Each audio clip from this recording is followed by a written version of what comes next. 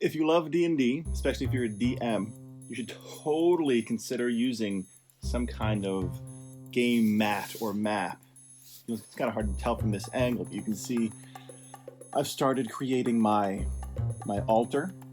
There's a scene in my campaign where hopefully the players reach this sort of off the beaten path religious place of sorts, and there's this altar that's on a raised dais, and here are some little steps that I've drawn.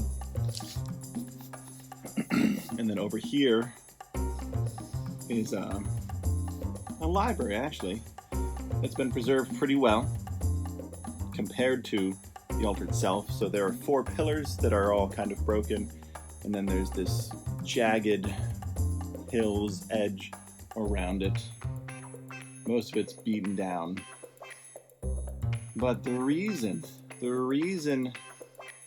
that game mats are so helpful, not only does it give your characters space to play, like most people have a figure that they want to shuffle around a board, but it also gives them a much easier way of engaging. It's easy to see your world when you have a game mat.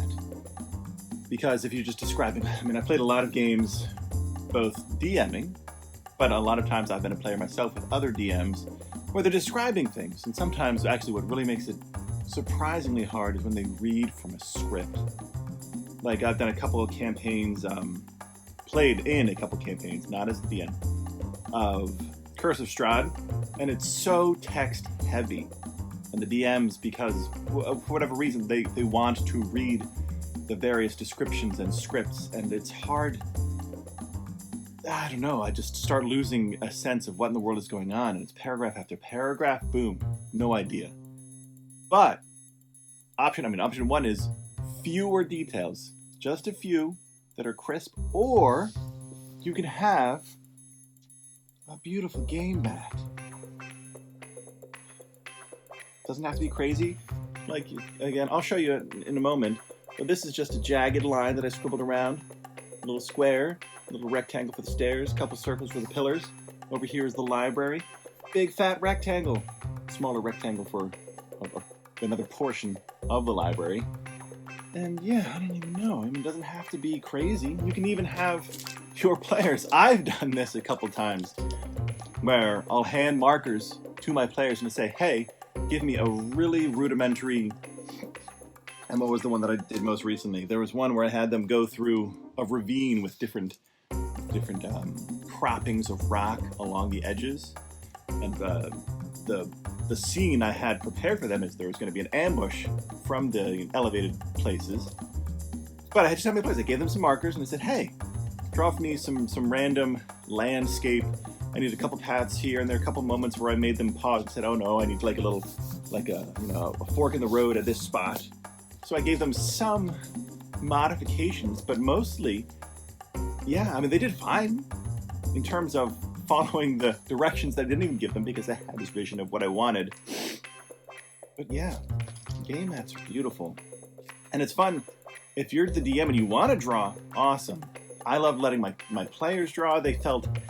I was surprised at how involved they got. The first time, this was great, oh my goodness.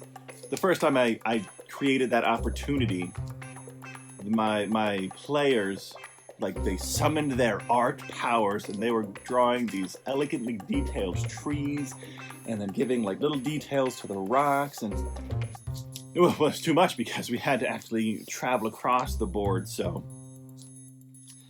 it was not a sustainable practice. But in future sessions, they still enjoyed being able to create scenery, and you can make it work even if you have some predefined campaign via a textbook or something like that. If your building is 5 feet shorter than it was in the textbook or 5 feet longer, that's fine. It doesn't need to be the perfect size. Another funny thing I've seen is in the sadly rare cases where DMs do have a game mat, they're meticulously okay, and the thing is supposed to be 10 feet, and they're and they go 1, 2, and then they look at whatever guide they have, if it's a textbook or some online document, and they're making sure that they match every square. It's just Even if your walls are a little bit wobbly, just make it happen. And this is not part of my campaign now, but I've just drawn a rectangle 5 by 1, 2, 3, no, sorry, 10 feet by 50 feet. And I just drew it on a whim. But the idea is you can be much more flexible with the things you create on the board. And then the board itself, it's just so, I mean, it's pretty. I actually have a, let me hold on. Give me a moment. I'm going to show you this beautiful business. Woo!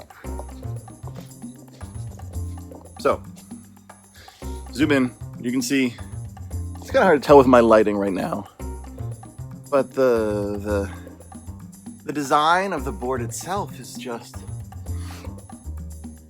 charming. It looks like sort of treasure map-esque. Off-white, I mean, it's a faded, sort of like a faded parchment paper or linen paper, I don't even know. Yeah, and then, I mean, so there's the altar for my actual campaign. There are a couple other features that I haven't drawn yet, but we don't need to get there. And then there's the library. Haha, random fun fact. Oh, it's so good, just while it's on my mind. There was this campaign, my campaign I ran with a particular group where they were exploring the library. And oh, I loved it. They kept on asking, is there this type of book? Is there this type of book? Is there this type of book? And one of my players, asked if there was a book that would enhance her magic. Ooh. I forget what I actually called the book, but I basically gave her something that would give her an extra spell slot at the highest level whenever she used it. So she could use it then and get, I think she was level 4, and she'd get another, like a bonus level 2 spell slot. Or she could save it and get, hypothetically, I made this up anyway, a bonus level 9 spell slot. Whew. The campaign obviously ended before we could get that far, but it was a witty idea, I thought. Anyway, yeah, use a game mat for your campaigns. You'll love it. Your players will definitely appreciate it because it's so much easier to engage with a world that has at least a few visible details. If you're the best describer on the planet, awesome, that's fine. You know what, roll with it. But it's hard. It's hard. Especially if the visible details are sitting there in front of us. Because if you say something, and even if it's the most beautiful description ever, we're going to forget. But, yeah, if you have a visible mat, it'll help us. I know it's helped my players. And definitely when I've been a player, it's helped me tremendously. And I try really hard to pay attention. The descriptions, especially the long-winded paragraphs, are impossible. Yeah, just wanted to share. I'm obsessed with D&D. You should be too. All right, peace out. If you're looking for a particular kind of game board, game map pad thing for your campaign, I highly recommend the one I just showed you. Solid. So I have another one. It's very flimsy plastic and it's like hard to roll up. Looks very smudgy very quickly. This particular one, I have to wash it like right after it is. I used wet erase markers and I did use like a soaked cloth to wipe it all up because if you don't clean it up, yeah, it stains. And you know, over time, like if you leave it for a couple weeks, if you're thinking about saving it for your next campaign or the next session, that's fair, and you can clean off most of it, especially with certain products. But it's just better. Redraw the map. Save your poor mat. But yeah, I highly recommend the one. I'll put that in the link of the description of the video. And if you need markers too, I'll send you that link if you want it. But great stuff. You should give it a try. At least give it a try. Borrow a mat from somebody at least, just to see how it enhances your campaign. Okay, thanks. Bye.